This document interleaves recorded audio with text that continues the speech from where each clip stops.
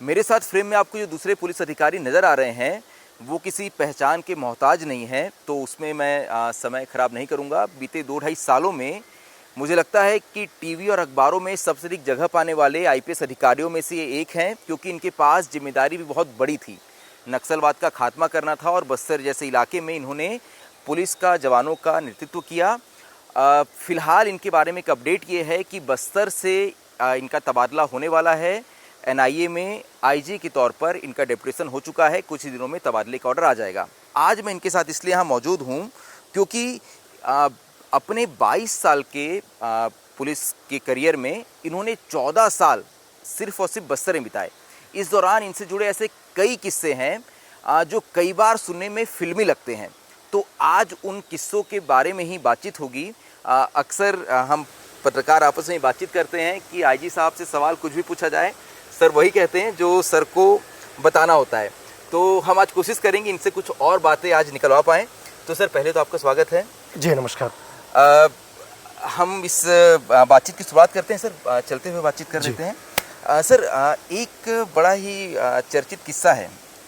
एक बासिंग नाला इनकाउंटर हुआ था, साल 2006 था जी। और उस इनकाउंटर में जब मुझे इस इनकाउंटर की कहानी कुछ लोग बता रहे थे नारायणपुर के, तो ये कहानी सर पहली बार सुनने में बहुत ही फिल्मी लगती है कि किसी फिल्मी एक्शन की कहानी जो है हम सुन रहे हों।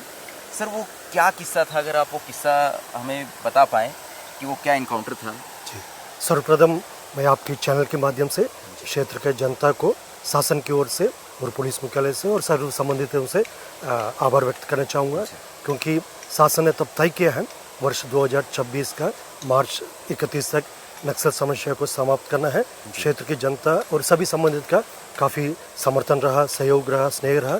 उसी कारण हम इस मिशन को आगे एक कदम मजबूती से ले जाने का एक अवसर प्राप्त हुआ और वर्तमान में जो नक्सल गतिविधि पूर्ण रूप से समाप्त होते हुए हमको एक सकारात्मक परिस्थिति देखने के लिए मिल रहा है।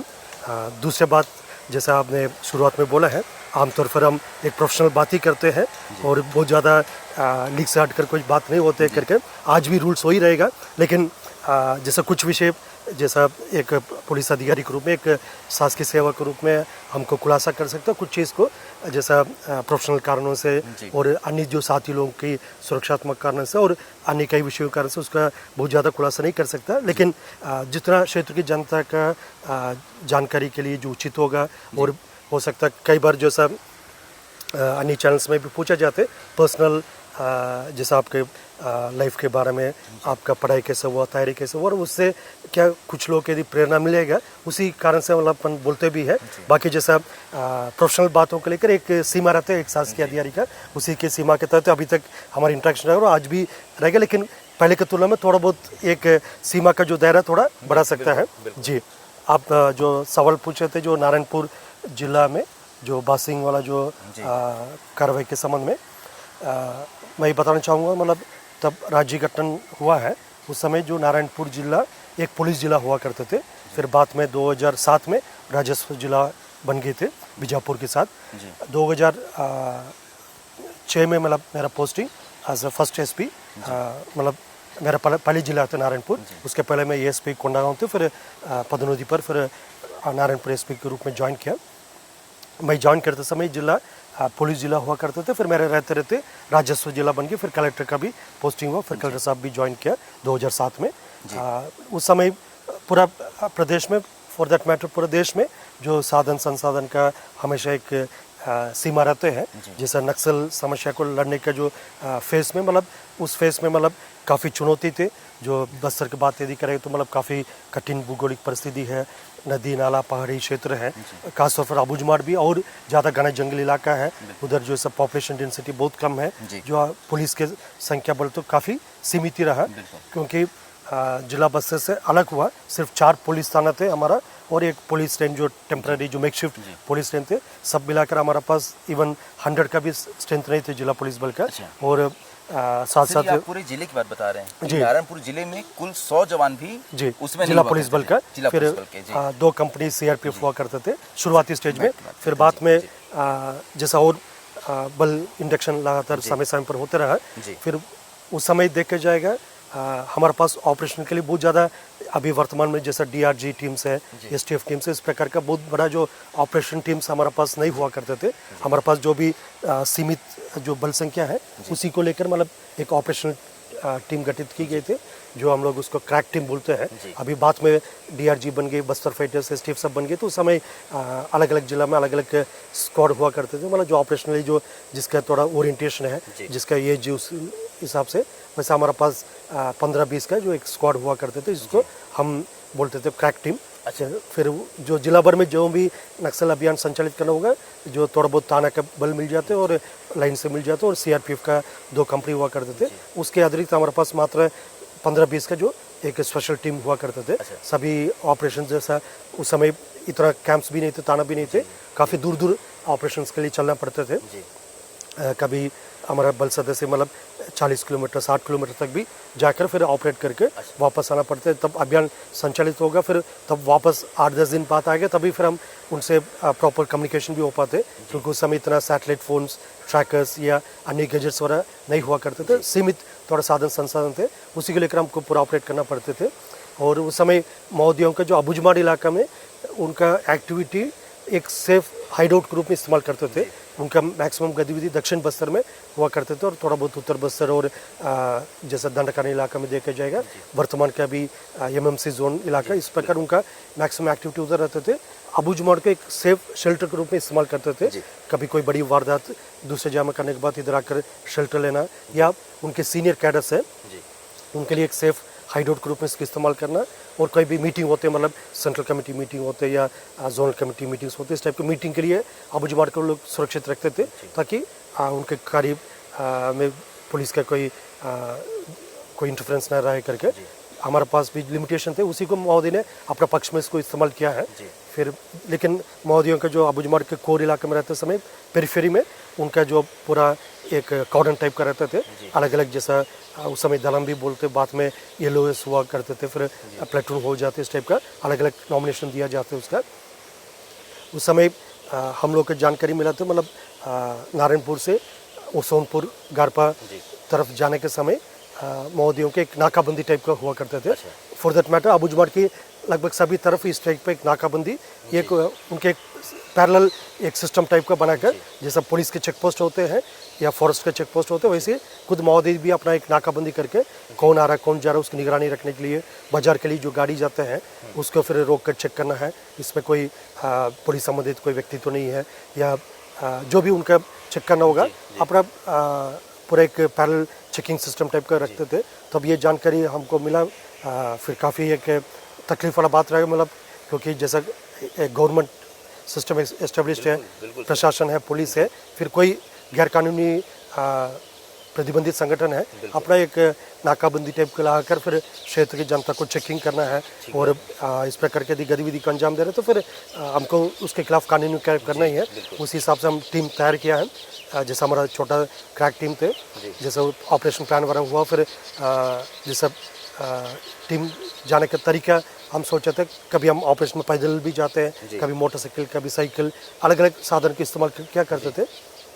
लेकिन इस ऑपरेशन के लिए जैसा हमारा टीम ने तय किया, मतलब हम ट्रैक्टर को यूज़ करते, क्योंकि महोदय द्वारा जो ट्रैक्टर्स को चेक करते हैं, जैसा बाजार जाने वाला का, तब वो इस ट्रैक्टर को भी चेक करने के लिए आएगा, हम उनको अप्रीहेंड कर सकते हैं और उनके खिलाफ कानूनी कार्रवाई कर सकता है। उसी उद्देश्य से मतलब ट्रैक्टर में जाने के ट्रैक्टर को बाजार की गाड़ी के स्वरूप दिया है, ताकि जो बाजार के दिन हमको जाना है, मतलब जैसे महोदय जो भी उनकी सदस्य आते हैं उसका हम अप्रीहेंड करके उनके खिलाफ कानूनी कार्रवाई कर सकते हैं। उसी उद्देश्य से ट्रैक्टर के मॉडिफाई किया। बाद में जो टीम का कमांडर, जैसा सब इंस्पेक्टर, इंस्पेक्टर, इस प्रकार कमांडर्स हुआ करते थे, और बल सदस्य हुआ। फिर मुझे लगा मतलब ये काफ़ी रिस्की ऑपरेशन है, यदि मैं सिर्फ अपना बल सदस्य को बेचकर मतलब मैं पीछे रहकर मॉनिटर करना उचित नहीं होगा, फिर मैं भी साथ जाना ठीक रहे करके उस समय वो निर्णय लिया। लेकिन बल सदस्य ने, सबने, टीम कमांडर सबने बोला, सर आप रहने दीजिए, आप मत आइए, हम लोग जाकर पूरा कार्रवाई कर आ जाते, मतलब जो मिलेगा उसको गिरफ्तार करके ले आएंगे, फिर आगे इंट्रोगेशन करें, कानूनी कार्रवाई करें करके। मैंने बोला ये थोड़ा काफ़ी रिस्की ऑपरेशन, रास्ते में IED ब्लास्ट भी हो सकता है, कुछ अटैक भी हो सकता है महोदय द्वारा हमारा टीम के ऊपर, मुझे साथ में जाना ही ऐसा करके वो लोग कई बार कन्विंस करने के लिए कोशिश किया, आपको जाना नहीं सर ऐसा करके, मुझे पहले बात समझ में नहीं आए थे। मैं सोचा मतलब ये लोग जैसा सीनियर ऑफिसर उसका रिस्क फैक्टर कम करने की वजह से बोल रहे करके, वो तो एक कारण भी थे।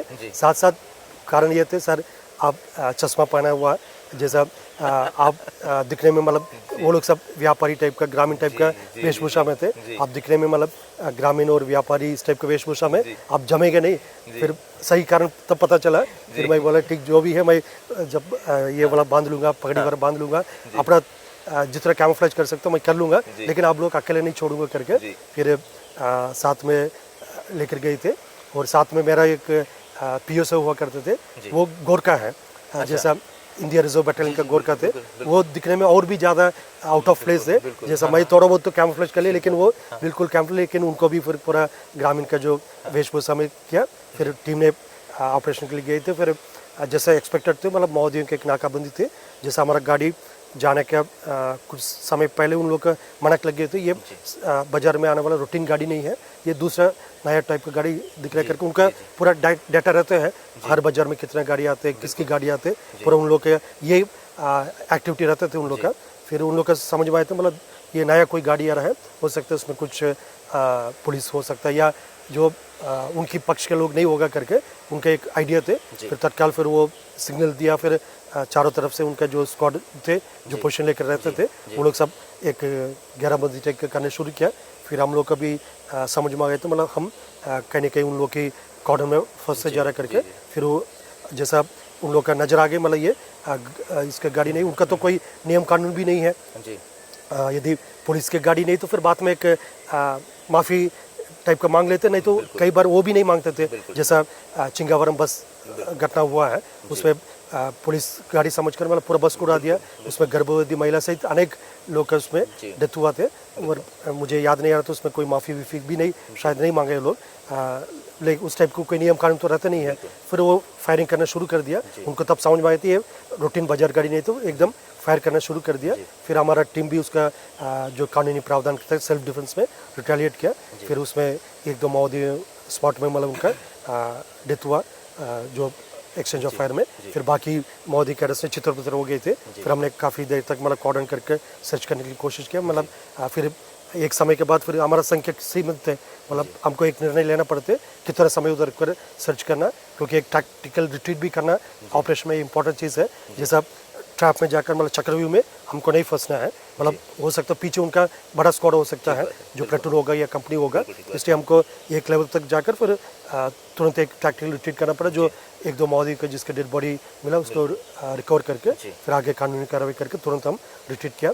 वापस आकर फिर जो हमारा सीनियर ऑफिसर सबको रिपोर्ट करना पड़ते थे, उस समय हम अपेक्षा किया मतलब तब रिपोर्ट होगा, मतलब सब काफ़ी तारीफ करेंगे, शाबाशी दे करके, क्योंकि उस समय बहुत ज़्यादा इस टाइप का भी 2024, 25, 26 में जो बड़ी बड़ी मुठभेड़ हुआ उसमें हमको बड़ी सक्सेस हुई। उस टाइप का कभी उतना उस समय में मतलब शुरुआती स्टेज से नारायणपुर, बीजापुर में, दंतेवाड़ा, सुकमा तो अभी उस समय जिला नहीं बनाए थे, मतलब इस दौरान मतलब ऑपरेशन का शुरुआती स्टेज से जैसे साल में 2-4 इस टाइप का सफलता मिलनी बड़ी बात होते थे। फिर हम एक्सपेक्ट करते हैं मतलब जैसा सभी सीनियर से शाबाशी मिलेगा करके, शाबाशी तो मिला, साथ साथ थोड़ा डांट भी पड़ा है। जैसे इस टाइप का रिस्क वाला जो ऑपरेशन कभी आगे नहीं करना है। मतलब मान लीजिए यदि एक पूरा गाड़ी उड़ी उड़ जाते हैं, फिर काफ़ी बड़ी क्षति हो जाती है। फिर एसपी से लेकर पूरा जिला का जो टीम थे, ऑपरेशन टीम थे, पूरा जिला के लिए मतलब काफ़ी बड़ा सेटबैक हो जाता है, पूरा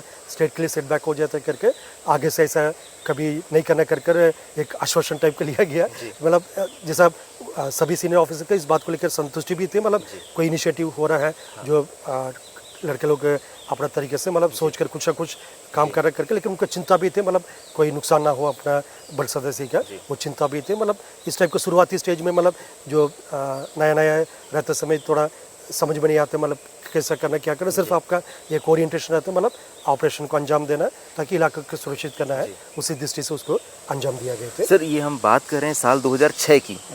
उस वक्त मुझे याद है कि देश में नक्सली सबसे अधिक ताकतवर थे, इनके पीएलजी का इनकी पीडब्ल्यूजी और एमसीसी का जो है विलय हुआ था और ये बहुत ताकतवर ही लोग उसमें हुआ करते थे। उस वक्त आपने एक ऐसा ऑपरेशन किया जिसमें आप ट्रैक्टर में बैठ के आप उस वक्त नारायणपुर जिले के एसपी थे और आप ट्रैक्टर में बैठ करके जाते हैं अपने कुछ जवानों के साथ। सर कितने जवान थे लगभग आपके साथ? उस समय 12 जो टोल 12 जवानों के साथ आप नक्सलियों की गढ़ में जाते हैं। वहाँ पर उनका एक चेक पोस्ट था। देखिए, इस बात को दर्शकों को ये समझना जरूरी होगा कि वो दौर था जब नक्सली इस इलाके में एक समानांतर व्यवस्था चलाते थे। सर ने जो बात कही कि उस वक्त नारायणपुर के आसपास इन लोग इस तरह की चेक पोस्ट लगाते थे, वो बहुत ज़्यादा उस वक्त ताकतवर थे। और सर मुझे लगता है ये पहला बड़ा या सीधा एक इनकाउंटर था, या जो अब तक फोर्स डिफेंसिव नज़र आती थी वो पहली बार ऑफेंसिव होकर नक्सलियों की गढ़ में जाती है और वहाँ इस तरह का एक इनकाउंटर करती है। नारायणपुर का तो पहला इनकाउंटर था सर ये?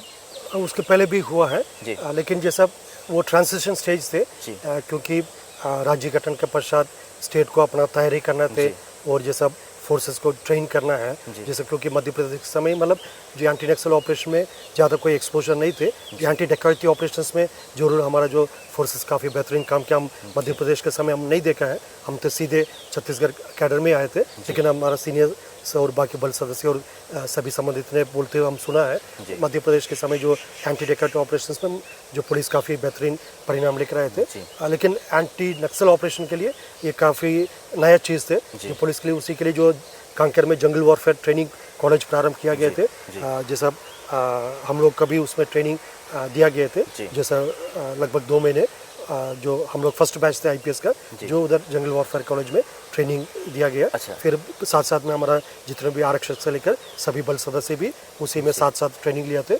उस प्रकार के टीम बिल्डिंग एक्सरसाइज जो काउंटर टैक्टिक्स वाला एक्सरसाइज, ये सब सिखलाई दी गई उस ट्रांजिशन फेज में थे। फिर हमको उसी सिखलाई से जो और बाकी जो अनुभव से धीरे धीरे स्टेप का ऑपरेशंस का शुरुआत किया। देखा जाएगा संख्या सिर्फ 12 थे, लेकिन हम पूरा जिला का बल को साथ में लेकर गए थे।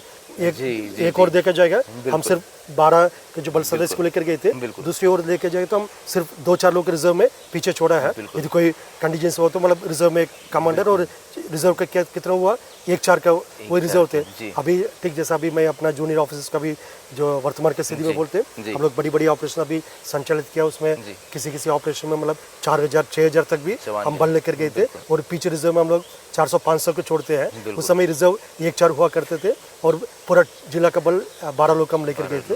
उस टाइप का परिस्थिति से एक कदम मजबूती से आगे बढ़ते बढ़ते वर्तमान में एक सकारात्मक परिस्थिति देखने के लिए हमको मिल रहा है। हाँ सर, अब तो एक डीआरजी के ग्रुप में 60 जवान होते हैं, मतलब अगर कोई भी ऑपरेशन होता है तो उसमें 200-300 जवान तो मिनिमम जाते हैं। उस वक्त तो उतनी संख्या ही नहीं थी, मतलब पूरे जिले में जो है कुल मिलाकर आपने बताया 90 जवान। फिर बाद में शासन ने समय समय पर फिर बल वृद्धि किया, नया पुलिस थाना खुला, फिर सेंट्रल पैरामिलिट्री फोर्सेस का भी इंडक्शन हुआ, फिर सिचुएशन धीरे धीरे इम्प्रूव होते गई। बिल्कुल। तो क्योंकि ये किस्सा जो है बड़ा ही ये किस्सा कि इस किस्से के बारे में आपको एक और बात बता दूं। दरअसल हमारी पहचान जो है सर से लगभग सर 10-12-15 साल तो हो चुके हैं। जब आप एसपी थे यहाँ तब से हम आपसे बातचीत करते हैं। सर ने कभी इस किस्से को शायद किसी से साझा नहीं किया। बीते साल जब बासिंग नाला में जो आईटीबीपी कैंप है वहाँ सुशासन तिहार के दौरान सीएम विष्णुदेव साय पहुँचे थे, तो उस दौरान वहाँ के एक जनपद सदस्य हैं मंगलू, उन्होंने हमें ये किस्सा बताया कि आईजी साहब का एक ये बड़ा ही फेमस किस्सा है, इस बारे में बहुत ज़्यादा लोग जानते नहीं हैं। और मुझे 1 साल लग गए सर से इस किस्से के बारे में ऑन कैमरा बात करने के लिए। सर अपने बारे में बहुत कम बात करते हैं। वहाँ के एक वरिष्ठ पत्रकार अभिषेक झा, उन्होंने इस किस्से को और विस्तार में बताया क्योंकि उस वक्त उन्होंने इस पूरे घटनाक्रम को कवर किया था।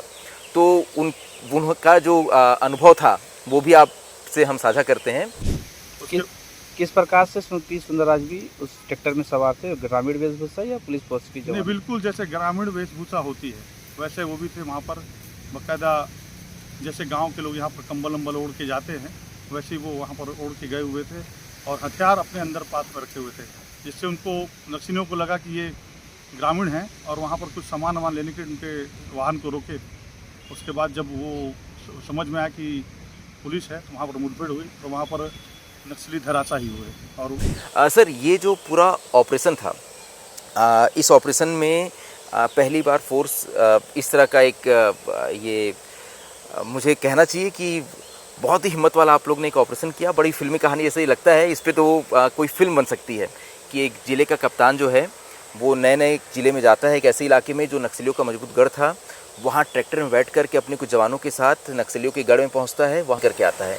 सर उस वक्त एक सुक्कू नरेटिव भी आपके साथ जवान हुआ करते थे, आपको शायद ध्यान होगा, वो बता रहे थे इसके बाद आप लोग रुके नहीं, आप लोग आगे सोनपुर तक भी फिर गए थे। जी, उस स्पॉट से मतलब तत्काल उधर से टैक्टिकल रिट्रीट करना पड़ता, फिर जैसा एक ऑपरेशनल प्लान में रहते हैं हमेशा, जैसा plan A, plan B, plan C, ऐसा करते हैं, अलग अलग फिर परिस्थिति के हिसाब से उसको एग्जीक्यूट की जाती है, ताकि मतलब हमारा रिट्रीट भी मतलब, क्योंकि देखा जाए माओवादियों की मोडस ऑपरेंडी में फोर्स के रिट्रीट के दौरान काफ़ी बड़ी बड़ी घटना हुआ है, उसी को ध्यान में रखकर मतलब हमको अलग रूट लेना पड़ते थे, जो एक यदि लंबा रूट भी होगा उसी को तय करना पड़ते।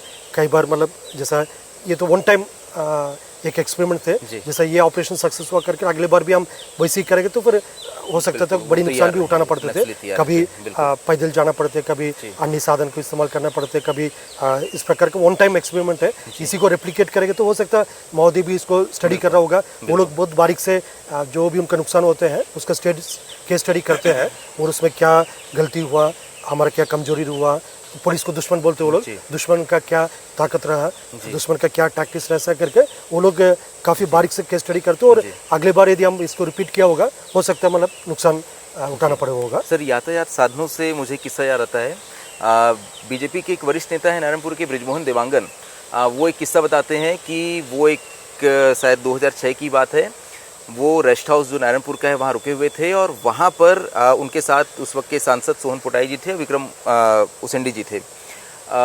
उस वक्त रात को बिजली चले जाती है, रात को 1-1:30 बजे जब लोग बाहर निकलते हैं तो कुछ पुलिस वाले साइकिल पर उन्हें आते हुए नजर आते हैं।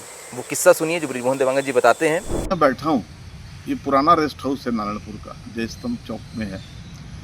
मेरे को अच्छे से याद है, तत्कालीन हमारे सांसद थे स्वर्गीय सोहन पोटाई जी और विक्रम उसेंडी जी, उस समय विधायक, दोनों का नारायणपुर आगमन हुआ था और उस दिन संयोग से उन्होंने मुझे भी घर नहीं जाने दिया था। विश्राम गृह में हम तीनों सोए थे और रात के 1:30 बजे लाइट गोल हो गई। खरी गर्मी थी और उस समय न जनरेटर था न कुछ था, हम तीनों गर्मी के मारे बाहर निकल के आके बैठ गए। ये बाहर चबूतरे में हम लोग बैठ गए। आपको ताजुब लगेगा कि रात के 12:30 और 1:30 बजे के दरमियान 15-20 साइकिल हमारा रेस्ट हाउस में आकर घूम कर जा रही थी। तो अब संयोग से मैंने पूछा कौन भाई, तब आपको ताजुब लगेगा कि एसपी साहब स्वयं उतरे, उस समय तत्कालीन एसपी सुंदरराज साहब उतरे और बताए, मैं बृजमोहन जी मैं थोड़ा सा देखने आया था कि कैसी स्थिति। जरा एक कल्पना कीजिए कि एक पुलिस कप्तान अपने विभाग के छोटे छोटे कर्मचारियों के साथ केवल ये देखने आया था कि 2 जिम्मेदार जनप्रतिनिधि रुके हैं, उनकी सुरक्षा व्यवस्था कैसी है, अगर लाइट गोल होता है। और उस समय तो चरम पे था नक्सल, मतलब शहर में भी कांड हो रहे थे। आप थोड़ा कल्पना कीजिए 12 से 1:30 बजे के बीच, और वह भी एक साइकिल में, मतलब इतने बड़े जिम्मेदार अधिकारी का आना, ये दिखता था कि उनकी कितनी कर्तव्य परायणता थी, वो अपने काम के प्रति कितने सजग थे, उनका जो विभाग था उसके प्रति वो कितना। और सर उस किस्से में वो आगे बताते हैं कि वो जो पुलिस जवान साइकिल में गश्त कर रहे थे रात को 12, 12:30, 1 बजे, उनमें सर आप भी थे? जिले के पुलिस कप्तान जो है वो साइकिल पे गश्त कर रहे थे उस वक्त? जी, एक्चुअली जैसा मैं शुरू में भी बताए थे, जो स्टेट गठन होने के पश्चात नारायणपुर पुलिस जिला बनाया, फिर बाद में फिर रेवेन्यू जिला 2007 में बना थे। जैसा हर जगह में जो एक चैलेंज थे उसी टाइप के नारायणपुर में भी साधन संसाधन का ये सब चीज़ का और थोड़ा चैलेंज रहा, साथ साथ टैक्टिक्स का भी आवश्यकता थे। जैसे मैंने जो बासिंग बार वाला इसमें भी जिक्र किया है, हमको एक ही तरीके से बार बार अपनाने से नुकसान उठाना पड़ते, इसलिए कभी हम गश्त में जाते समय मोटरसाइकिल यूज़ करते थे, कभी पैदल चलते। उस समय मतलब हेलीकॉप्टर से उतना अवेलेबिलिटी नहीं थी, लेकिन सीमित अवेलेबिलिटी थे।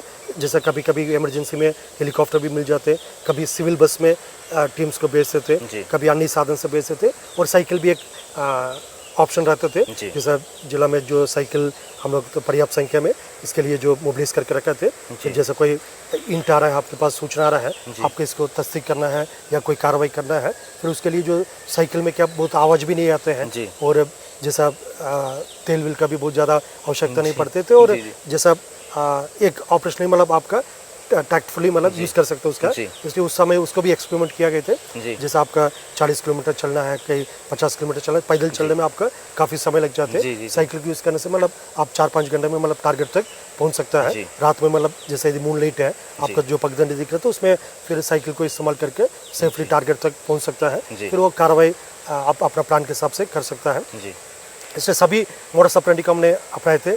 जैसा सिविल बस का भी कभी आवश्यकता पड़ने से मतलब एक जगह से दूसरी जगह जाने के लिए सिविल बसेस में भी उसके सबके एक ड्रिल होते हैं, एक SOP होते हैं, उसका पालन करते हुए फिर उसको इस्तेमाल किया ताकि हमारा सुरक्षा बल का नुकसान कम से कम हो। क्योंकि उस समय बड़ी बड़ी घटना में जैसा ID ब्लास्ट में और अन्य घटना में हमारा नुकसान भी लगातार हो रहे थे, जो बाकी जगह में भी साउथ बस्तर इधर वो सब जगह, इससे सावधानी भी रखना पड़ते थे। उसी सभी को बैलेंस कर इस टाइप का ये कार्रवाई की जाती थी। जी। तो सर जब ये इस वक्त ये दौर था जब आप साइकिल पे भी गश्त पे निकलते थे, एक पुलिस कप्तान सर IPS अधिकारी आप हैं और मुझे मैं जहाँ तक लिस्ट देख पा रहा था नारायणपुर में जितने भी पुलिस कप्तान हुए तो आप पहले डायरेक्ट IPS अधिकारी थे जिनकी वहाँ पे पोस्टिंग हुई थी। सर उस वक्त उम्र कितनी थी आपकी? मेरा 25 साल थे। 25 साल उम्र थी। सर शादी हो गई थी उस वक्त? नहीं, नारायणपुर रहते रहते शादी हुआ। मतलब तो सर ये जैसे मेरा रहते रहते मतलब आधा समय मैं पुलिस जिला में रहा, आधा समय रेवेन्यू जिला में रहा, वैसे आधा समय बैचलर रहा और आधा समय गृहस्थ बन गए थे। जी। तो आपके रहते ही वहाँ नारायणपुर जो है राजस्व जिला ही बना और आप एक से जो है सिंगल से डबल हुए आप। सर ये जब पूरे ऑपरेशन हो रहे थे, जब आप साइकिल में गश्त कर रहे थे तो उस वक्त तक शादी हो गई थी क्या आपकी?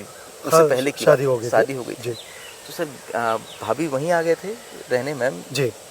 तो जब सर इस तरह का प्लान करते थे या अच्छा पहले तो उनको बताते नहीं होंगे, लेकिन जब वापस आते होंगे आप तब तो उन्हें पता चलता होगा। तो सर घर में कभी दिक्कत नहीं है? जैसे हमारे घर में पर्सनल आपको बताता हूँ, जब हम लोग किसी रिपोर्टिंग के लिए अंदर जाते हैं किसी इलाके में तो पत्नी वापस आने के बाद बोलती क्यों इतना रिस्क लेना, क्यों वहाँ तक जाना? तो सर आपको भी तो आखिर बोला जाता होगा कि जैसे आपके जो अधीनस्थ जो पुलिस कर्मचारी थे वो कह रहे थे कि सर आप क्यों जा रहे हैं उस ऑपरेशन पे, तो वो भी बोलते होंगे कि आप क्यों जा रहे हैं, बाकी जा सकते हैं, ये रिस्क लेना हमेशा जैसे एक प्रोफेशनल लाइफ में जैसा ट्रेनिंग के दौरान भी और बाद में तब हम स्टेट में आए थे, सभी जो वरिष्ठ जो हमारा ऑफिसर्स थे उन्होंने अपना एडवाइस के रूप में अपना अनुभव शेयर करते, उसमें ये बात हमेशा बताई जाते हैं जो आपका पर्सनल लाइफ और प्रोफेशनल लाइफ को जो बैलेंस करने के हिसाब से कभी आप जो ऑफिस से या अपना फील्ड से वापस घर आते, आप जैसा घर के बाहर जैसा जूता या चप्पल छोड़ते हैं वैसा आपका प्रोफेशनल लाइफ को भी उधर छोड़ देना चाहिए। जैसे घर के अंदर उसको लेकर नहीं जाना है, घर के अंदर ले जाएगा फिर उधर का टेंशन आप घर में भी कैरी ऑन कर रहे हैं, फिर जैसा साथ साथ परिजन को भी आप चिंता में डाल देते। बहुत ज़्यादा जरूरत से ज़्यादा जानकारी देने से फिर वो लोग चिंतित रह जाए। आपको मालूम है मतलब आप कैसा प्लानिंग कर रहे हैं, आपका साथ में क्या स्ट्रेंथ है, आपके साथ क्या चुनौती आपको मालूम है, लेकिन जैसा परिवार में आप सिर्फ एक पोर्शन का आप बोल कर छोड़ देते मैं आज मतलब ऐसा ऑपरेशन में जा रहा करके, फिर उनके दिन भर उनके दिमाग में ये चलते रहते मतलब ये क्या होगा, कैसे होगा, कुछ घटना दुर्घटना होगा करके। इसलिए हम आज दिन तक उसको हम नियम को पालन कर रहे हैं। कभी जो ऑफिस का संबंध में जो कोई फील्ड संबंधित जो बात है जितना आवश्यकता उतना ही घर में चर्चा होते हैं। बाकी इसके मतलब लगभग 5-10% से ज़्यादा जो ऑफिस या इसका जो ट्रांसफर पोस्टिंग की बात है उस टाइप का जो उनसे संबंधित विषय है तो उतने तक उनको जानकारी दी जाती है। बाकी जो सबका प्रोफेशनल लाइफ अलग है, पर्सनल लाइफ अलग है, सोशल लाइफ अलग है, इसको थोड़ा संतुलन करके जाना पड़ते। जैसे कई बार आप लोग की जो TV चैनल के माध्यम से जैसे इंटरव्यूज में मतलब उनको भी कई चीज़ पता चल जाते हैं, फिर बाद में मतलब पूछते मतलब ये बात पहले आप लोग क्यों नहीं बताते करके। अभी भी मेरे पास एडवांटेज है भाषा का, जैसा अभी भाषा उनको भी हिंदी समझ में आ जाती है, लेकिन जैसा जितना हम लोग इंटरव्यू में सरल तरीके से बोल रहे थे मतलब उतना उनको समझ में नहीं आएगा, इसलिए उसका फायदा मैं उठा लेते जी। मतलब ये अभी जो बातचीत हो रही है वो पूरा वो नहीं समझ पाएंगे, लेकिन अभी क्या करते हैं मतलब ये किस्सा तूने पता है ना कि 3-4 बार मतलब लगातार देखिए फिर समझ में आ जाती। इसलिए जैसे आजकल मतलब ये सब सोशल मीडिया के कारण से मतलब एक चीज़ को 3-4 बार पहले समय में सिर्फ करंट में चलते थे, उस समय फिर दोबारा देखने के लिए मौका नहीं मिलता। लाइव टीवी पे आया और वो चले गया तो वापस रिपीट करने का मौका नहीं है। अब तो यूट्यूब पे जो है वो बार बार देख सकते हैं। अब तो सर बहुत सुविधाएं हैं, अब तो वो ट्रांसलेट भी होके आ जाता है सब कुछ जो है। सर उस वक्त की कुछ तस्वीरें हैं, उस वक्त तो इतनी सुविधाएं नहीं हुआ करती थी, डिजिटल कैमरेज नहीं थे, मोबाइल फ़ोन नहीं थे। कुछ पुरानी तस्वीरें हैं, वो स्क्रीन पर आपको तस्वीरें नज़र आएंगी। ये तस्वीर हम सर से साझा करते हैं। सर एक ये तस्वीर है जिसमें पीछे एक गाड़ी है जिसे नक्सलियों ने उड़ा दिया, खड़े हुए हैं। सर ये कौन सी घटना थी अगर आपको याद हो? जी और इससे एक नज़र भी आता है, इस तस्वीर के माध्यम से दर्शक भी समझ पाएंगे कि उस वक्त ये इलाका कितना खतरनाक था। लगातार आईडीज ब्लास्ट होते थे, बड़े नक्सली हमले करते थे और उसमें कई शहादतें भी आप लोगों ने जो है वो देखी है। तो सर इस तस्वीर के बारे में अगर कुछ बता पाएं आप। शायद सभी दर्शकों को याद होगा जो नारायणपुर में 2006 में मोदी द्वारा जो हाई वोल्टेज जो बिजली टावर है उसको उड़ा दिए थे, उसी कारण से पूरा बस्तर में ब्लैकआउट हो गए थे। सर वो किस्सा मुझे लगता है कि बस्तर का कोई भी निवासी जो उस वक्त ये बस्तर में रहा होगा वो ये नहीं भूल सकता। आज 1-2 घंटे के लिए बिजली चले जाए तो हम लोग फोन लगाना शुरू कर देते हैं सीएससी में कि क्यों बिजली चले गई। वो एक दौर भी था कि पूरा बस्तर जो है सर कितने दिनों तक ब्लैकआउट था? लगभग 2-3 हफ्ते, 2-3 हफ्ते, लगभग 10 से 12 दिन जो है बस्तर ब्लैकआउट था। नक्सलियों ने एक टावर उड़ा दिया था जिससे बिजली बस्तर तक पहुंचती थी और बहुत ही अंदर का इलाका था और पूरा बस्तर अंधेरे में डूबा रहा। तो जी हम सब ने वो दौर भी जो है बस्तर में देखा है। तो सर हाँ, ये उससे ही जुड़ा हुआ ये किस्सा है जी। एक्चुअली उस समय जो मोदी द्वारा जो उनका एक जैसा क्रूरता है, उनका एक इनसेंसिटिवनेस है, मतलब वो बाकी जनता के बारे में कभी परवाह नहीं करते थे, सिर्फ अपना जो विचार से, मतलब जो उनका जो आदिवासी विरोधी, जन विरोधी, विकास विरोधी वो विचारधारा उसी से चलते रहते थे। उसी के तहत मतलब ये टावर को भी ब्लास्ट करके वो एक संदेश देना चाह रहे थे, मतलब विकास कार्य को हम आगे नहीं बढ़ने देते, जनता को मतलब तकलीफ में डालने, इस टाइप को उनका मानसिकता रहा होगा। फिर उसके बाद फिर हमको टावर को स्ट्रक्चर करना है वो काफ़ी, क्योंकि 133 kV का मेरे टेक्निकली मतलब काफ़ी बड़ी बड़ी जो टावर है जिसमें पूरा फीडिंग लाइन जाता है, वो टावर को उड़ा दिए गए। उसको दोबारा खड़े करना आसान काम नहीं थे, क्योंकि छोटा टावर हो तो मतलब तत्काल मतलब जो भी साधन संसाधन सब अपन उसको ठीक कर सकता है। ये काफ़ी जाइंट टावर्स थे, उसको गिरा दिया गया, उसको उसी कारण से पूरा बस्तर बिजली आपूर्ति से टप गए थे। उसको री एस्टेब्लिश करने के लिए हमको लगभग 15-20 दिन टाइम लगा। फिर उस समय CSCB का टीम सारा लगातार काम कर रहे थे, पूरा स्टेट से मतलब उसका एकत्रित किया गया, सभी इंजीनियर्स और उनके जो वर्कर्स है पूरा स्टेट से जो टेक्निकल टीम सब लोग आए थे, उधर ही जंगल में कैंप कर रहे थे। फिर उनका अलग अलग समय में सामान का आवश्यकता रहते थे, वो सामान परिवहन करने के लिए भी जो गाड़ियाँ लगाना पड़ते थे, हम लोग दिन भर उसका ROP वाला भी लगा कर रखते थे। लेकिन इतना बड़ी इलाका है, हमारे पास सीमित थोड़ा बल थे, इसलिए एक जगह में मतलब मोदी द्वारा जो गैप देकर जो ID लगा कर रखे थे, जो फोर्सेस के लिए टारगेट करके लगा कर रखे थे, या संभवतः फिर अन्य किसी के लिए टारगेट करके लगा कर रखे थे, तब ये CSCB के जो गाड़ी है जो सामग्री लेकर आ रहे थे उसी को उन्होंने ब्लास्ट कर दिए थे। फिर गाड़ी काफ़ी क्षतिग्रस्त हो गई थी। गाड़ी में सवार हमारा 2 CSCB के साथियों का भी उसमें अनफॉर्चुनेटली उनका भी शहादत हो गई थी उसमें। इस प्रकार का मतलब काफ़ी चुनौती देखना पड़ती थी। मतलब मोदी के इसको एक ट्रैप के रूप में इस्तेमाल करते थे, जो टावर्स है या कोई पब्लिक प्रॉपर्टी का डैमेज कर दिया, उसको ठीक करने के लिए जो टीम जाते हैं फिर उसके ऊपर हमला करना है। जैसा आपको याद होगा इधर बस्तर जिला में भी नेतनार जो हमारा रेस्ट हाउस है, जो फॉरेस्ट रेस्ट हाउस है, मोदी द्वारा उसको डिमोलिश कर दिए थे। फिर उसके बाद फिर उसका जांच पड़ताल करने के लिए जो हमारा पुलिस टीम गई थे, उसमें ID ब्लास्ट में हमारा एक बहादुर जो साथी है TA महेंद्र ध्रुव है, वो ID ब्लास्ट में उसका शहादत होगी। माओवादी इसके एक ट्रैप के रूप में इस्तेमाल करते थे ताकि बल को आना पड़ते हैं। फिर उसके बाद फिर एक कॉन्सिक्वेंशली उसका कोई ना कोई घटना का अंजाम देने के लिए फिर बाद में उसी सबसे सबक सीखते हुए फिर अपना तौर तरीके में भी हम काफ़ी परिवर्तन किया। वो हर घटना हमके लिए एक सबक के रूप में रहा। फिर वो सबक सीखते सीखते फिर आगे जो परिवर्तन कर ठीक ठाक कार्रवाई के लिए ये प्लानिंग करते थे। जी मुझे जब ये आपने ये ब्लैकआउट वाला किस्सा बताया तो सर मुझे इस बारे में भी एक जो है बता रहे थे वहाँ के जो लोकल कुछ लोग हैं कि धौड़ई के अंदर ये सर इलाका था जहाँ ये इन्होंने टावर गिराया था, जारा घाटी के पास, जारा घाटी के पास में बहुत सेंसिटिव उस वक्त इलाका था। और उस वक्त आप लोग ने वहाँ कुछ दिन कैंप भी किया था, जबकि उस इलाके में तब जाना ही बहुत मुश्किल काम था। आप बता भी रहे हैं कि लगातार IDs ब्लास्ट का खतरा होता था, नक्सली एम्बुश में फंसने का खतरा होता था। आप लोग ने कैंप लगाकर वहाँ जो है इस टावर को ठीक करवाया था। उस समय जैसा सभी सीनियर ऑफिसर IG साहब से लेकर हम लोग जिला प्रशासन के सभी अधिकारियों और सुरक्षा बल सब ने पूरा कैंप लगाकर CSCB की टीम को सुरक्षा देना ताकि वो काम 24/7 कर पाएगा। इधर के हॉस्पिटल्स में सब में काफ़ी दिक्कत हो रहे थे, बच्चे लोग जो बीमार मरीज सबका काफ़ी परेशान हो, मतलब पूरा व्यवस्था अवस्थ हो गई है, मतलब जो ब्लैकआउट के कारण से। जी सर, एक ये तस्वीर है, बड़े जवान आप नज़र आ रहे हैं इसमें, और ये फ़ोन पे बात करते हुए तस्वीर है सर, ये तस्वीर कब की है? अगर इस ये बारे भी में- जैसा नारायणपुर जिला जो जी। मेरा एसपी के रूप में पहले जिला थे, जी। उसी जिला का जो तस्वीर है। तो उस समय मोबाइल फ़ोन वैसे की तरह चलन नहीं हुआ करते थे, जी, जी। जो वायरलेस सेट या लैंडलाइन फ़ोन से उसी के माध्यम से एस्टेब्लिश होते हैं। जी। जैसा वही जैसा उसी टाइप की यात्रा में मतलब सभी जिला में, सब बीजापुर में भी वो चुनौती फेस किया होगा, लोक सुकमा में, सभी जिला में मतलब शुरुआती में जो चुनौती रहा उसी को करते करते फिर एक एक कदम आगे बढ़ते गए। जी सर, बहुत कम उम्र में आप आईपीएस यूपीएससी आपने क्रैक कर लिया था, आईपीएस बन गए थे? जी, तब एग्ज़ाम क्लियर हुआ, 23 के एज थे, फिर ट्रेनिंग वगैरह के बाद फिर तब जो सर, फील्ड पहले में अटेम्प्ट में आपने जी वर्ष 2003 में जिस अटेम्प्ट थे उसमें रैंक के हिसाब से आईपीएस अलर्ट हुआ। सर, तो पहले टर्म में तो सर मतलब मेरे काफ़ी दोस्त हैं जो तैयारी कर रहे हैं, मेरे परिवार में काफ़ी लोग हैं, बड़ा मुश्किल होता है एग्ज़ाम। ये पहले अटेम्प्ट में आपने जो है क्रैक कर लिया, मतलब कहीं कोचिंग ली थी आपने या नहीं, जैसा खुद ही तैयारी की थी? मेरा पढ़ाई बीएससी एग्रीकल्चर साइंस में हुआ, ग्रेजुएशन तमिलनाडु एग्रीकल्चर यूनिवर्सिटी से।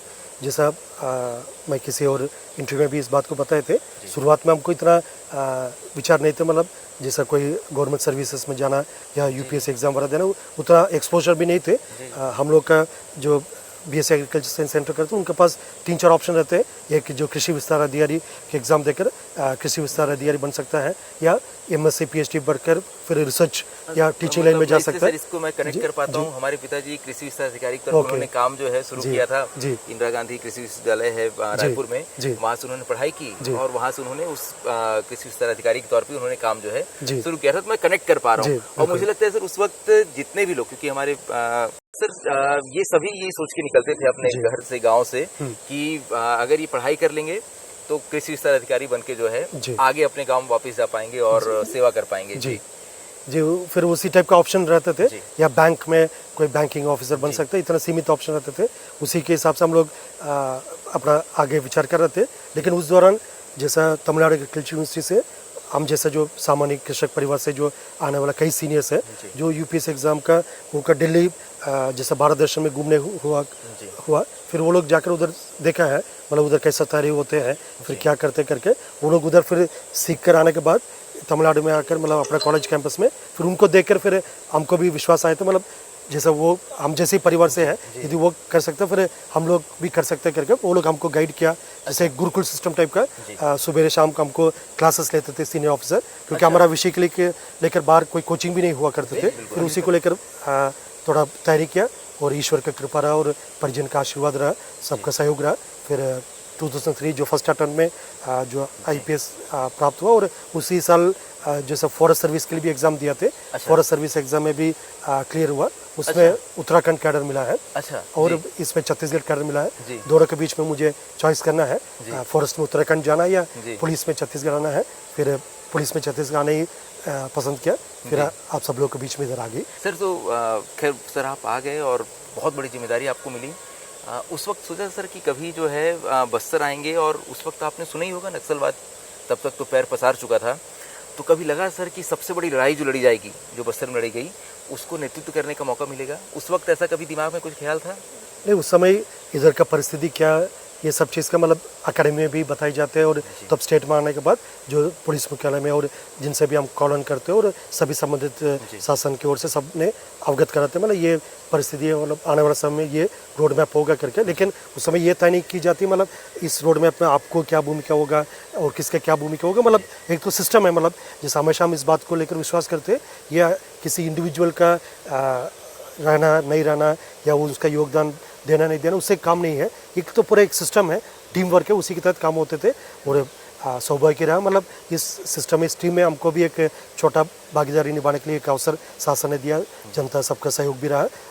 लेकिन उस समय ऐसा नहीं मतलब 20 साल बाद ऐसा होगा, मतलब 10 साल बाद ऐसा होगा, ऐसा करके मतलब बहुत ज़्यादा एक ठीक है, गोल तो रहते हैं, एक विजन तो रहते हैं, वो जैसा सीनियर ऑफिसर्स ने गाइड करते हैं, जो एनवायरमेंट से आपने महसूस करते हो उसको लेकर गाइड रहते हैं। लेकिन आप हर साल आगे के साल में आप कहाँ रहेगा क्या रहेगा, मतलब सिर्फ आपकी मर्जी से तय नहीं होते, वो तो पूरा एक जैसा मशीनरी है, पूरा एक सिस्टम है, जो डेस्टिनी होते हैं, मतलब जैसा आप किस वक्त कहाँ पर रहेगा वो जैसा आपके हाथ में नहीं रहते हैं। लेकिन इस विषय को लेकर हम शासन के लिए शुक्रगुजार हैं, मतलब सब संबंधितों के लिए आभार है। एक अवसर दिया गया और सबका समर्थन सहयोग मिला है, और ये यात्रा में मतलब जैसा शुरुआती उस स्टेज को भी देखने मिला, और अंत में जैसा सकारात्मक परिस्थिति आ रहा है उसको भी देखने के लिए उस समय भी हमारा एक छोटा भागीदारी होने का एक अवसर मिला, उसी बात को लेकर संतुष्टि है। जी सर, एक और तस्वीर है। ये तस्वीर मुझे लगता है इस बारे में हमें लगातार बात करनी चाहिए। किसी जवान को आप जो है अंतिम सलामी दे रहे हैं, और सर ऐसी तस्वीरें जो है हमने अपने 15 साल मैंने बस्तर में नक्सलवाद कवर किया, हमने ऐसी सैकड़ों तस्वीरें देखी, तो मुझे ये भी समझ आता है कि उस बीच आप लोगों ने अपने सैकड़ों हज़ारों साथियों को खोया।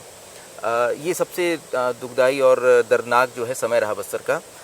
ये भी सर एक तस्वीर है, इसके बारे में अगर कुछ बता पाएँ, ये कब की तस्वीर है?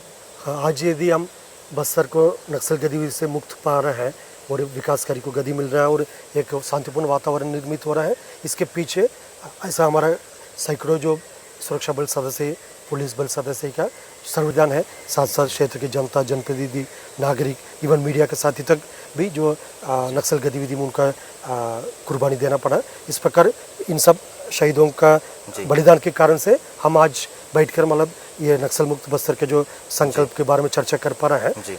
आज के अवसर पर मैं सभी शहीदों का, सभी नागरिक, जनप्रतिनिधि, मीडिया के साथी जिन्होंने भी बस्तर क्षेत्र की शांति, सुरक्षा और विकास के लिए अपना सर्वोच्चतम बलिदान दिया, उन सबकी शहादत को नमन करते हैं। और इस प्रकार का ऐसा अनेक जैसे अंतिम सलामी में जाने का परिस्थिति बन गए थे, काफ़ी अपना साथी को खोने का तकलीफ भी होते हैं। और दूसरा ये विषय को लेकर हमको एक संकल्प भी लेना पड़ते थे, तब कभी भी इस प्रकार का जो अंतिम सलामी में जाते हैं, जैसा उसके पार्थिव शरीर के सामने खड़े होकर मतलब हमको काफ़ी इमोशंस आते हैं। एक तो हमारे साथी को खोने का तकलीफ है, दूसरा मतलब उनकी शहादत कहीं वेस्ट ना हो, मतलब और हमारा कमिटमेंट मजबूत होना चाहिए करके हमारा सभी बल सदस्य ने मतलब आप जैसे इतना वो लोग एक्सप्रेस नहीं किया होगा, आमतौर पर नहीं करते हैं, लेकिन अंतिम सलामी में खड़े हो तो उनके मन में शायद यही बात चलते होगा, ठीक हमारा साथी को हम खो लिया लेकिन इसको शहादत को व्यर्थ नहीं होना देगा, हम उसके लॉजिकल एंड तक लेना है और क्षेत्र की रक्षा के लिए, जनता के जान माल की सुरक्षा के लिए हमको और समर्पित होकर काम करना, ऐसा संकल्प ली जाती है। जैसा ताड़मेटला घटना हुआ उस समय में बस्तर से घटना, दंतेवाड़ा उस समय सुकमा जिला नहीं बना अलग से, दंतेवाड़ा जिला की पार्ट में थे जो ताड़मेटला, उधर घटना हुआ, लेकिन पूरा पार्थिव शरीर को इधर लेकर आ गए थे पोस्टमार्टम, फिर अगले दिन अंतिम सलामी भी इधर से दिया गया। पूरा 76 जवानों का जो पार्थिव शरीर को लाइनअप किया गया, उसमें जो तिरंगा लहाया गया, मतलब सभी वरिष्ठ पदाधिकारी शासन की ओर से सब लोग आए थे। उस टाइप का जो पहली बार मतलब एक साथ मतलब इतना कॉफिन को मतलब जीवन में अनेक बार मतलब अनेक लोग पहली बार ऐसे देखा होगा, जो 76 जवानों को जो कॉफिन मतलब इधर पुलिस लाइन जबलपुर में हम अंतिम सलामी दिया है। फिर सर मैंने तो उस घटना को कवर किया था, मुझे याद है कि वो कॉफिन्स क्योंकि बनाने थे और एक साथ इतने कॉफिन बनाने में भी समय लग रहा था और वो कमी पड़ गई थी, इस तरह की स्थिति थी जी। वो तस्वीर तो मुझे लगता है कि हर बस्तरवासी, हर देशवासी के जहन में आज भी बसी होगी कि उतने जवानों के 100 जो है इतिहास का सबसे बड़ा वो हमला था और उतने जवानों के 100 एक साथ जो है कभी किसी ने नहीं देखे थे। सर इसी से जुड़ा सवाल है कि जब इस तरह की घटनाएं हो रही थी और जब हम उस दौर की बात करते हैं जब नक्सली लगातार ताकतवर हो रहे थे, बहुत इस तरह के बड़े हमले हो रहे थे, कभी सर मन में ऐसा आया क्या कि हालांकि आपने ही बोला कि हर घटना के बाद हम और अधिक मोटिवेट होते थे, हम इनकी शहादत व्यर्थ ना जाए, लेकिन सर कभी ऐसा लगा कि ये लड़ाई जो है ये बहुत मुश्किल होती जा रही है और कभी डर लगा हो, कभी अंदर से टूट गए हो, ऐसा कभी लगा सर? जैसा डर या चिंता के विषय से ज़्यादा मतलब हम इस चुनौती को कैसा सामना करेंगे, ऐसा वो एक हमेशा एक थॉट प्रोसेस रहती है। जैसा क्योंकि उस अवधि में देखा जाए मोदी गतिविधि का जो एक पीक पीरियड थे, जैसा हर जो इस प्रकार के एक्सट्रीमिज्म या इंसर्जेंसी टेररिज्म एक्टिविटी में एक शुरुआती स्टेज होते, फिर एक पीक स्टेज आते, फिर एक प्लेटो होते, फिर बाद में उसका फाइनल जो एक अंतिम स्टेज आते हैं।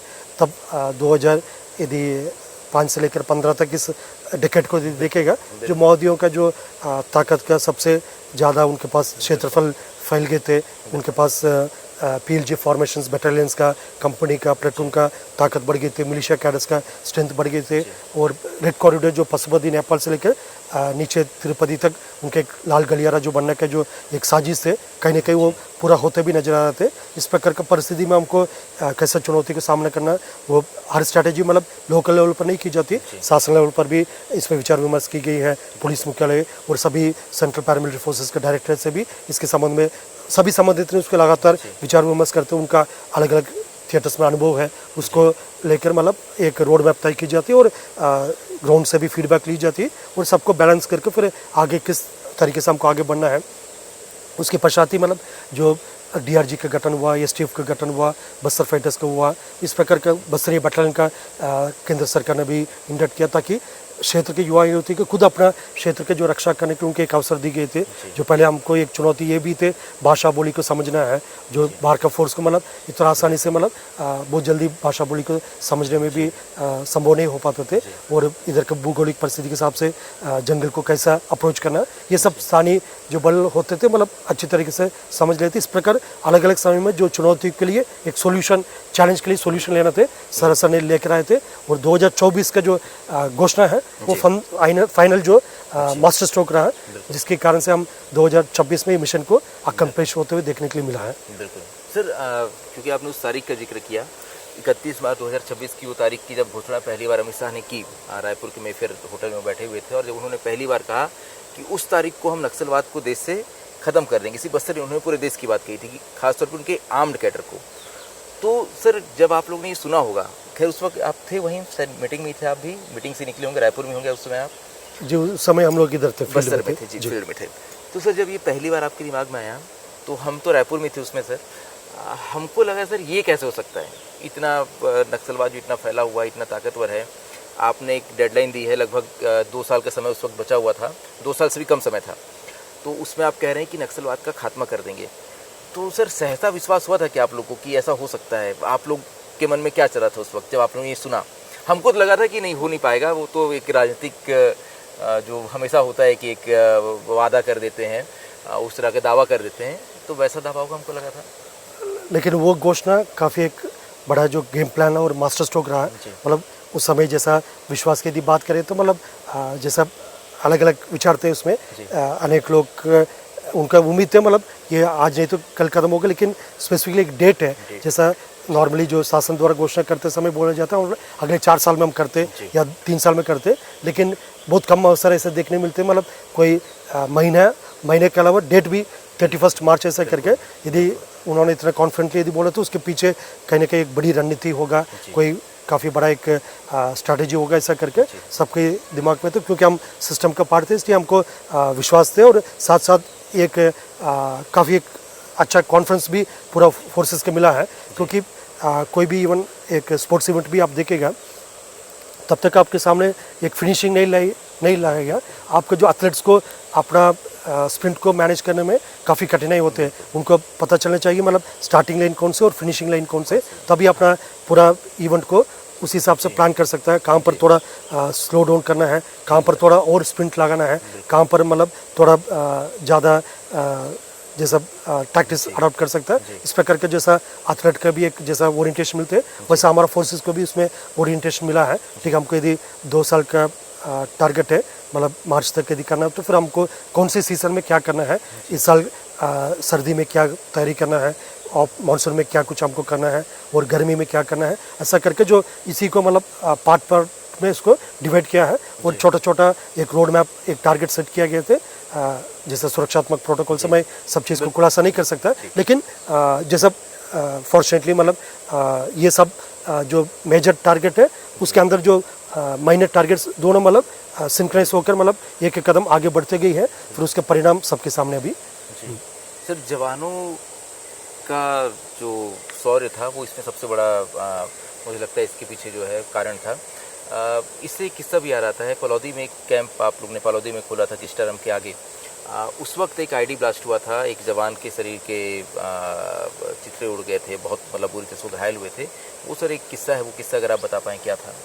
जी, जैसा कैंप एस्टेब्लिशमेंट के लिए कभी भी हमारे टीम्स जाते हैं उसमें भी काफ़ी एरिया को क्लियर करके, क्योंकि जैसा आज यदि हम इस कैंप तक हमारा प्रेजेंस है, यदि उससे 5-7 किलोमीटर आगे हमको नया कैंप खोलने के लिए जाना है, फिर उस इलाकों को पूरा क्लियर करना है, जो रास्ता बनाने के लिए आवश्यकता रहते हैं और पूरा डीमेनिंग करके हमको एक एक कदम आगे बढ़ना पड़ता है। उसी तरीके से किस्टारम के आगे पालूदी कैंप एस्टेब्लिश करने के लिए 2017 की बात है। उस समय सुकमा जिला से हमारा जो DRG और सभी अधिकारी बल सदस्य CRPF कोबरा सब टीम्स मतलब आगे जा रहा है किस्टारम की ओर से। पालदी की ओर आगे बढ़ रहे थे। उस समय जो पूरे एरिया को सर्च करते हुए जा रहे थे। प्रेशर आइडिया ऐसा चीज़ है, मतलब आप सर्चिंग के दौरान भी अनफॉर्चुनेटली आपका पैर में पड़ जाते हैं, कोई ट्रिप वायर आपकी मतलब ये विक्टिम ऑपरेटेड होते ही है, जिस विक्टिम खुद मतलब उसको ऑपरेट कर लेते, एक्टिवेट कर लेते। वैसे हमारे एक कोबरा जवान है जो उन्होंने सर्चिंग करते करते जो एक प्रेशर आईडी में पैर पड़ गए थे, तत्काल ब्लास्ट हुआ, फिर वो पूरा उड़ गए थे। उसका जो 6 फीट के जवान थे, रामदास उसका नाम है, वो 6 फीट के जवान जैसा घटना हुआ तो मतलब इनिशियली हमको समझ में नहीं थे मतलब ब्लास्ट है कि अटैक है, एम्बुश है करके एक ड्रिल होते मतलब उसके बाद फिर सब रीऑर्गेनाइज होकर फिर जाकर घटनास्थल को देखा है। जो 6 फीट के जवान मतलब 4 फीट हो गए थे, हमको उम्मीद नहीं थे मतलब ये जीवित है करके। फिर हम सब दुखी हो गए थे। उस समय बाहुबली मूवी भी फेमस है, जो उनके हाइट के हिसाब से उनके साथी लोग उसको बाहुबली बोलते थे। फिर जैसे उनके साथी लोग तुरंत चिल्लाने लगे अरे बाहुबली क्या हुआ करके, फिर वो 4 फीट के जो बॉडी पड़ा है वो रेस्पॉन्ड किया मतलब मुझे कुछ नहीं, मुझे हॉस्पिटल भेजो करके। फिर हम सब चौंक गई, मतलब हम उम्मीद ही नहीं थे मतलब वो जीवित हो सकता करके। फिर तुरंत फिर हमने उधर का जो भी व्यवस्था था उसको लेकर किस्टरम तक आ गए। फिर उधर फील्ड हॉस्पिटल में डॉक्टर्स ने उसको फर्स्ट एड वगैरह किया, तब तक हेलीकॉप्टर भी आ गए थे, उनका इलाज के लिए भेजा गया। अभी वर्तमान में वो एक मोटिवेशन गाइड ग्रुप में काम करते हैं, जैसा CRPF का एक सेंटर है जिसमें जैसे दोनों उनका पैर एम्पिट हुआ उसके बावजूद उन्होंने बाकी लोग का प्रेरणा देने के लिए अभी भी काम करता है। उस समय हमको बिल्कुल विश्वास नहीं थे, मतलब एक जवान जिनका आधा शरीर नहीं मिल रहा है। बाद में हम इलाका को सर्च करते समय पूरा सर्च किया ताकि उनका जो बचाव जो बॉडी पार्ट है कुछ मिलेगा, लेकिन कोई जैसा मटन शॉप में जो छोटा छोटा टुकड़ी होता है उसी टाइप का पूरा चित्र बितर हो गए थे।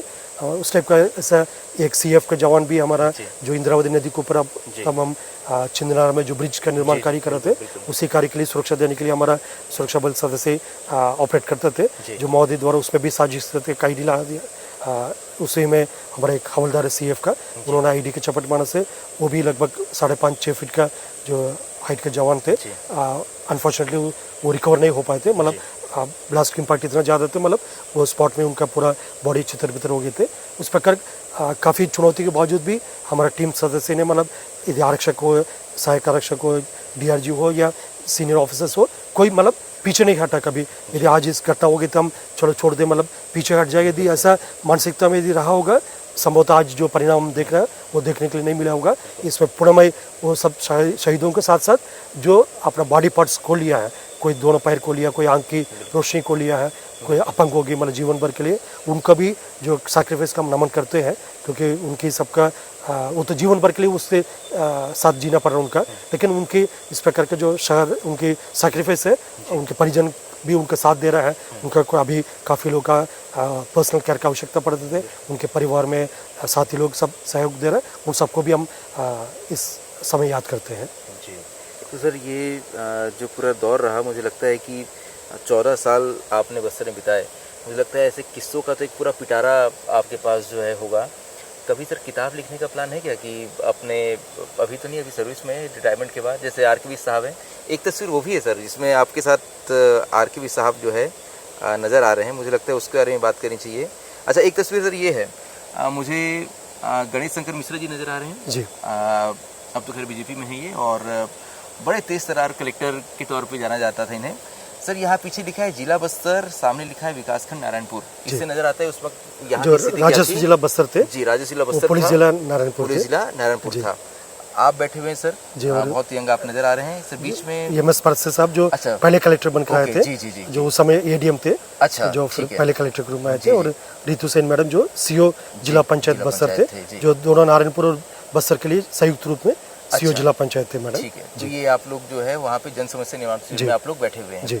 ओके, एक और ये सर तस्वीर है, उस वक्त के सुबह के CM रमन सिंह साहब नजर आ रहे हैं, मुझे पीछे RKV साहब भी नजर आ रहे हैं सर। बहुत कुछ खास उनके हाथ में आप लोग पकड़ा रहे थे क्या, वो बहुत ध्यान से पढ़ रहे हैं? कुछ ये जैसा योजना तो नहीं थी संभवतः, ये जिला जो प्रारंभ होने का जो उसके संबंधित जो कार्यक्रम थे, जो पुलिस जिला से जो राजस्व जिला घोषणा के पश्चात उसी के प्रारंभिक कार्यक्रम के हिसाब से जैसा आगे का क्या कुछ हमको रोड मैप है उसी हिसाब से सारा हमारा IG थे बस्तर रेंज में। फिर माननीय मुख्यमंत्री महोदय से उस संबंध में कुछ चर्चा चल रहा है, मतलब और क्या कुछ आवश्यकता है जो और थाना वगैरह का जो बढ़ाने के लिए, क्योंकि उस समय 4 ही पुलिस स्टेशन हुआ करते थे। फिर बाद में फिर हम लोग रहते रहते मतलब और भी नया पुलिस स्टेशन और बल भी वृद्धि हुआ, उसी संबंधित एक चर्चा रहा होगा। जी सर, एक और ये तस्वीर है, इसमें आपके साथ कौन नजर आ रहे हैं? मैं पहचान नहीं। हमारा जो DGP Shri OP Rathore sir थे, ओके, तब हम लोग कैडर ज्वाइन किया। Shri OP Rathore sir DGP थे, सर से कॉल किया, फिर उन्होंने शुभकामनाएं दिया थे और पूरे इलाके के बारे में आगे क्या कुछ आपका कार्य योजना होना चाहिए उसके बारे में उन्होंने ब्रीफ किया। अनफॉर्चुनेटली सर का जो निधन है, तब डीजीपी रहते रहते जो प्रशासनिक अकेडमी में उन्होंने एक लेक्चर डिलीवर कर रहे थे, उसी समय उनका स्पॉट में अटैक से हार्ट अटैक से उनका निधन हो गए थे। मतलब जो पहले डीजी थे हमारे लिए सर का भी काफ़ी प्रेरणा रहा, और बाद में सभी जो हमारा डीजीपी साहब से लेकर सभी वरिष्ठ पुलिस अधिकारी सबका मार्गदर्शन सहयोग शासन का भी हमेशा एक आशीर्वाद और सहयोग हमेशा रहा। अच्छा सर, ये एक और चीज़ मुझे पता चली थी कि जैसे आउट ऑफ टर्न किसी को टीआई बना दिया जाता है, तो आपको आउट ऑफ टर्न जो है एसपी बना दिया गया था। आपका उस समय जो बैच था आपका, वो उसके कोई भी व्यक्ति एसपी नहीं बने थे, आप पहले व्यक्ति थे जो एसपी बने थे। वो सर क्या था? जी, जैसा हम लोग अकेडमी ट्रेनिंग के बाद तब स्टेट में आए थे, जैसा एक सिस्टम होते हैं, मतलब पहले आप सब डिविजनल ऑफिसर होते थे, जैसा शहर में सीएसपी बोलते, रूरल एरिया में एसडीओपी बोलते, उसके बाद फिर एडिशनल एसपी, किसी जिला में एडिशनल एसपी रूप में काम करते, फिर मध्य प्रदेश के समय फिर कमांडेंट बनते, कमांडेंट बनने के बाद फिर एसपी का दायित्व दी जाती है। वैसे एक सिस्टम थे, लेकिन हम लोग के बैच जैसा उस समय काफ़ी डेफिसिट थे, राज्य बनने के शुरुआती 3-4 साल की अवधि थे जो काफ़ी डेफिसिट थे अधिकारी का, और इलाका में ऑफिसर्स का आवश्यकता भी थे। उस समय शासन ने जो एक बड़ा निर्णय लिया थे, जो हम लोग का जो 3 स्टार से मतलब एक एसडीओपी रैंक से सीधे फिर एडिशनल एसपी और कमांडेंट स्टेज को स्किप करते हुए जो एसपी के दायित्व दिया गए थे, मुझे नारायणपुर और मेरा साथी अधिकारियों को बीजापुर दंतेवाड़ा ऐसा करके जो हम लोग बैच में वैसे जिम्मेदारी दी गई थे। फिर उस समय डीजीपी श्री ओपी राठौर साहब थे, उसी समय के जो तस्वीर भी थी उन्होंने फिर शुभकामना भी दिया था, मतलब आगे का मार्गदर्शन भी दिया थे फिर कैसा काम करना। फिर जैसा हम लोग का बाकी जैसे उधर का अधिकारी सब बड़े सर का सहयोग भी रहा, नया नया मतलब सीखने का दौर थे। मतलब नॉर्मली आप एसडीओपी एडिशनल एसपी रहते समय आप सीखते हैं, उसके बाद फिर तब एसपी बनते, फिर आप उसको इम्प्लीमेंट करते हैं। हमको कई लर्निंग पीरियड थोड़ा स्किप हो गए थे, फिर सीधे एक्शन पीरियड में चले गए थे। फिर भी सभी का सहयोग रहा, मतलब कुछ कुछ छोटा मोटा गलती को नज़रअंदाज भी की थी और प्यार से समझा भी गया था, मतलब आपको ऐसा नहीं करना ऐसा करना करके मतलब पूरा सिस्टम साथ दिया। यदि प्रमोशन देकर मतलब अकेले छोड़ दिए से फिर कहीं ना कहीं फिर दिक्कत में पड़ जाते थे, लेकिन पूरा सिस्टम ने साथ दिया, ये मानकर मतलब ये छोटे बच्चों को हमने जल्दी प्रमोशन देकर भेज दिया, फिर उनको गाइड करना आवश्यकता करके सबका गाइडेंस भी रहा। जी, तो सर वो जो बात छूट गई थी, किताब लिखने का प्लान है क्या सर कुछ? फिर जैसा पढ़े लिखने विषय में मैं थोड़ा ज़्यादा ये नहीं तो कमजोरी है, मतलब जैसा भले यूपीएससी एग्जाम वगैरह अपेयर हो उसका अलग एक ओरिएंटेशन होते हैं, मतलब उनका अलग एक तैयारी होते हैं, लेकिन आपका कोई लिखना है कुछ ये सब करना तो मतलब सबकी बस की बात नहीं है। It's not everyone's cup of T, ठीक। उसके लिए काफ़ी सीनियर्स में काफ़ी लोग इसमें अच्छा अभी आर्टिकल्स भी लिखते रहते हैं और आगे भी वो लोग के और भी पुस्तक वगैरह भी लिखे रहेगा, लेकिन हमको मतलब उसमें अभी तक ज़्यादा कोई ओरिएंटेशन नहीं है, लेकिन भविष्य में क्या अभी पता नहीं है, देखते आगे क्या होगा। जी, पहली अटेम्प्ट आपने यूपीएससी क्रैक कर लिया सर, 12th में कितना परसेंट आया था आपका लगभग? मतलब 12th में बहुत आउटस्टैंडिंग स्टूडेंट नहीं रहा, एवरेज स्टूडेंट ही रहा, 84% मार्क्स ही मिला है। सर 84% में मैं 2 बार पास हो जाता है। आप तो ऐसे जानते हैं हमारे एक बैक बेंचर ग्रुप हमारा चलता है, वो हम लोग कुछ काम करते हैं सर, वो इसलिए हम लोग एक्चुअल बैक बेंचर थे, हम लोग जो है पढ़ाई में बहुत अच्छे नहीं थे। तो लेकिन सर अभी देखे बच्चे लोग मतलब कितना 92%, 96% ऐसा 99 तक पहुंच जाते हैं बच्चे जो हैं। हाँ, मतलब वो तो मैं समझ ही नहीं पाता कि छोड़ते क्या है वो लोग फिर। तो खैर सर, तो ये मुझे लगता है सर ये बातचीत का कारण ये था कि एक लंबा समय आपने यहाँ बिताया और उस दौरान इसे बहुत सारे किस्से थे। ये वो किस्से थे जिन्हें मुझे लगता है दर्शकों तक पहुँचाना इसलिए ज़रूरी था कि दर्शकों के साथ आपके अधीनस्थ जो पुलिस कर्मचारी अधिकारी जो आएंगे वो भी ये सर समझ पाएँ कि एक ऐसा दौर भी बस्तर ने देखा जब उतने अधिक संसाधन हो सकता है आप लोग पास नहीं थे, लेकिन जज्बा आप लोग के अंदर वही था और आप लोग ने कुछ ऐसे ऑपरेशंस को भी जो उस वक्त असंभव लगते थे। तो लेकिन सर वो असंभव से संभव का दौर आ चुका है। बस्तर फिलहाल नक्सल मुक्त है, बस्तर ही नहीं पूरा देश जो है नक्सल मुक्त है। इन नक्सलियों का आर्म्ड कैडर लगभग ख़त्म हो चुका है और इस बहुत ही ऐसी ऐतिहासिक उपलब्धि के लिए हमारी ओर से भी आप लोग को बधाई। Thank you. लगातार हमने आप लोग के कार्य करने के तरीके को बहुत करीब से सर देखा था और मुझे लगता है कि एक बहुत सर बेहतरीन दौर जो है वो आपने बस्तर में बिताया। हम पत्रकारों के साथ भी जो है बहुत अच्छा दौर रहा।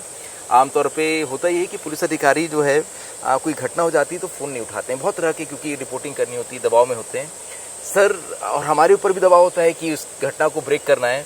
तो सर ये माफ़ी भी चाहेंगे कि रात को कई बार आपको रात को हमने जो है ऐसे समय कॉल किया जब कॉल नहीं करना चाहिए था सर। इससे लेकिन एक बात याद आती है सर, ये जो अभी जून चल रहा है, इससे पहले के जो महीने थे मई और अप्रैल के, और उससे पहले के महीने नक्सली इसमें TCOC चलाते थे, tactical counter offensive campaign sir. बहुत ही एक खतरनाक दौर रहा और हमने इस दौर में सबसे अधिक शहादतें देखी, सबसे अधिक घटनाएं देखी सर। ये साल जो है ना बड़ा मतलब ऐसा गया कि हमको भी लगा कि कुछ कम हुआ है जीवन से। एक घटना जो है 15 साल में हमने भी लगातार, क्योंकि 15 साल से एक ही चीज़ कवर कर रहे थे, वो TCOC आता था, हम सब एक्टिव हो जाते थे, अपने रिपोर्टर्स को एक्टिव करते थे कि देखो कहीं कुछ हो ना जाए। रात को अगर कोई कॉल मैसेज आ जाए तो लगता था कि यार कोई घटना तो नहीं हो गई। तो सर ये दौर तो आप लोगों ने देखा होगा, तो कुछ एक चीज़ कम होगी जीवन से, बदलाव क्या है सर नक्सलवाद के खात्मे के बाद? जी, जैसा ये टैक्टिकल काउंटर ऑफेंसिव कैंपेन हर साल गर्मी के समय माओवादी द्वारा एक साजिश के तहत इलाका में थोड़ा उपस्थिति बनाए रखने के लिए, और उसके पीछे और भी कई कारण रहते हैं उन लोगों का, और एक भयभीत वातावरण निर्मित करने के लिए जो इस अवधि को मतलब इस्तेमाल करते हैं, क्योंकि नदी नाला में पानी सूख जाते हैं, जो जंगल भी थोड़ा इतना घना नहीं रहते, पतझड़ हो जाते, वो सबका फ़ायदा उठाकर मतलब सुरक्षा बल के ऊपर एक कॉन्सनट्रेटेड उनका पूरा टीम्स को क्लोज कर देते और अटैक करके मतलब पूरा देश भर में एक सनसनी बनाना और सुरक्षा बल को, मनोबल को गिराने के लिए उनके एक साजिश रहते हैं। इसी तरह मतलब विगत वर्षों में देखा जाएगा हर साल गर्मी के सीजन में काफ़ी बड़ी बड़ी घटना हुआ, जैसे ताड़ मेटल से लेकर अपना बुरकापाल घटना, और जितना भी बड़ी बड़ी वारदात देखा जाएगा गर्मी के समय में ही हुआ करते थे। लेकिन विगत 2-3 वर्षों में मतलब इस प्रकार की जो घटना में लगभग समाप्ति हो चुकी है। जैसा आतंक एक छाया मतलब बस्तर के ऊपर से हट गए थे, और जैसा इस प्रकार का परिस्थिति के लिए हम इतना सालों से मेहनत कर रहे थे, शासन इतना सालों से इसी के लिए तैयारी कर रहे थे, जनता भी इसी के लिए वेट कर रहे थे, और कुल मिलाकर अभी वर्तमान परिस्थिति में मतलब जो आतंकी घटना है, जो IED ब्लास्ट की घटना है या कोई एम्बुश की घटना है, इस प्रकार की घटना में मतलब बिल्कुल शून्य हो गई है। कई एक्सीडेंटल, एक तभी कांकर जिले में that was an accidental incident जो डिफ्यूज़ करते समय एक दुर्घटना हो गई थी, लेकिन अटैक के हिसाब से देखा जाएगा अभी वर्ष 2026 में टचवुड अभी तक ऐसा कोई घटना नहीं हुआ जो नागरिक को भी मोदी द्वारा टारगेट किए, तो उसमें भी लगभग समाप्ति हो चुकी है। ये विषय के लिए मतलब इस परिस्थिति के लिए इतना सालों से मतलब सभी ने मेहनत किया, सभी ने इंतजार किया, कई शहादत हुई है, कई सैक्रिफाइसेस हुआ, फिर अंत में मतलब हम ये दिन देखने के लिए मिल रहा है। इसी बात को लेकर एक संतुष्टि है, और आगे का और भी रिस्पॉन्सिबिलिटी है। मतलब ऐसा नहीं हम इस स्टेज तक पहुंच गए इसके बाद फिर हम एकदम विश्राम कर सकता है, ऐसा भी नहीं है। जो पुलिस के लिए हर दिन 24/7 अलर्ट रहकर अपना काम को अंजाम देना है, और प्रशासन को भी अपना एक कार्य है, उसके लिए भी एक ओरिएंटेशन, एक टारगेट है, शासन ने एक रोड मैप तय करके रखा है, और जनता का भी अपना एक रिस्पॉन्सिबिलिटी है। सभी का पहले इसके तुलना आने वाले समय और ज़्यादा जिम्मेदारी है, और उस जिम्मेदारी के साथ सभी एक टीम के रूप में काम करेंगे, पूरा विश्वास है, ताकि बस्तर का जो पहचान और सकारात्मक होगा, और एक नया आइडेंटिटी के साथ बस्तर उभर कर देश दुनिया के सामने अपना स्थान बना सकता है। जी, तो ये बस्तर के IG P सुंदरा साहब हैं, जिन्होंने बहुत ही युवा अवस्था में जब वो नारायणपुर के SP बने तो ट्रैक्टर में बैठ के नक्सलियों की गढ़ में जाकर एक बड़े ऑपरेशन को अंजाम भी दिया, जो साइकिल में गश्त भी करते थे।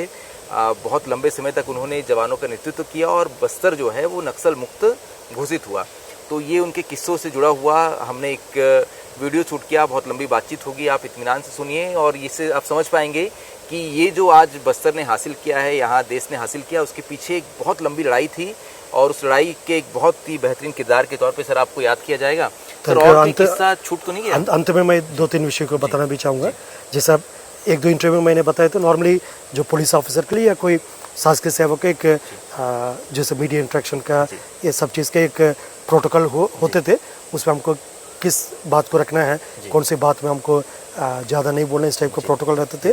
लेकिन 1-2 इंटरव्यू में मतलब जैसा पढ़ाई कहाँ पर हुआ, और आपका तैयारी कैसा हुआ, और जैसा किस माध्यम से आप जैसा आगे अपना सर्विस में एंट्री हुआ, ये सब के बारे में पूछा गया, तो मैं उसी उद्देश्य से इस जानकारी दिया है, ताकि हम जैसे एक सामान्य परिवार से भी कोई बच्चे अभी यदि कोई आशा करते हैं, वो भी यूपीएससी एग्ज़ाम या अन्य जो भी कॉम्पिटिटिव एग्ज़ाम्स या जीवन में कोई एक सकारात्मक स्थिति तक जाने को उनके मन में यदि विचार है, यदि हमारा बात से उनका प्रेरणा मिलेगा, उसमें एक संतुष्टि मिलते, उसी उद्देश्य से वो बात मैंने बताते हैं। और दूसरा, आज आप प्रोफेशन से रिलेटेड भी, मतलब जो पर्सनल लाइफ के साथ साथ प्रोफेशनल रिलेटेड भी जो ऐसा जो इंसिडेंस है जो इसको नॉर्मली मैंने कभी बोला नहीं है, आपने हमसे बुलवाया है, उसके बोलने के मतलब ये थे जाके लोग समझ सकते हैं मतलब पहले क्या परिस्थिति थे और आज हम इधर तक पहुंच गई है।